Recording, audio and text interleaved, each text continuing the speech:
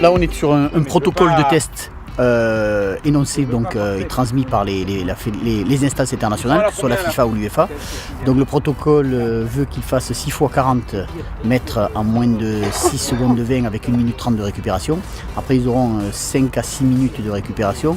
Puis après, ils enchaînent sur un test aérobie de puissance maximale aérobie, où ils devront enchaîner 20 fois 150-50, le 150 étant fait à 18 km/h, c'est-à-dire 30 secondes et 35 secondes de récupération. Voilà. Et le test s'arrête là. C'est un test coupé.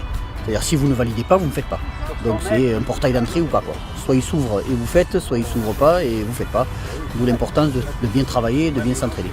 C'est un test qui, lorsqu'on s'entraîne bien qualitativement et quantitativement correctement, on le valide, je dirais, normalement. Par contre, si on n'est pas entraîné, 3 chances sur 4 de se planter.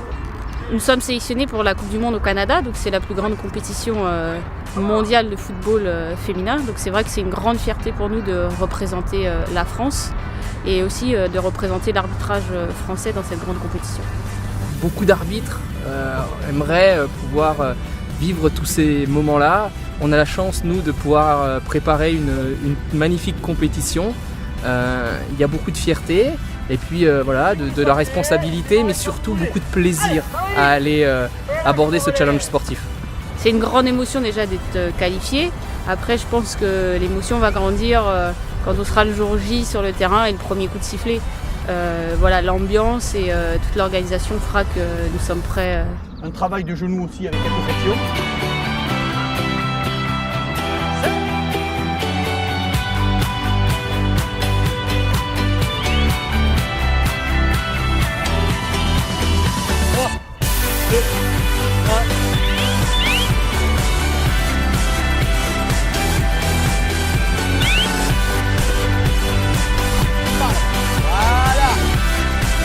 Pas mal couru ça.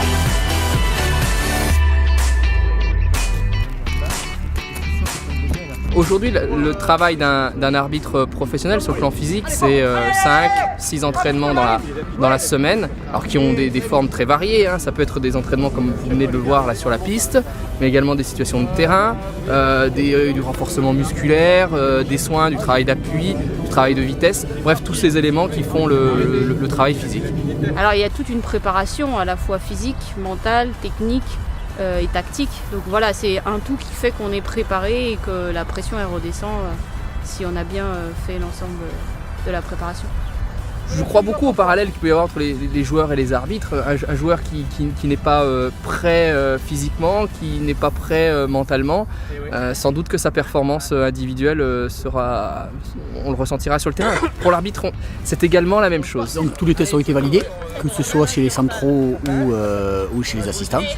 Donc ça veut dire que ces messieurs-dames sont aptes physiquement pour pouvoir partir sur leur aventure européenne ou mondiale. Donc c'est une très bonne chose.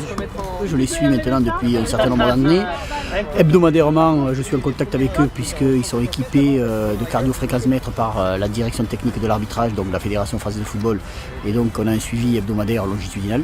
Donc ce qui veut dire que le secteur médical d'un côté et moi sur le plan de la préparation physique, nous sommes au courant de tout ce qu'ils font par semaine, leurs entraînements, les charges d'entraînement, les contenus d'entraînement, les intensités, etc.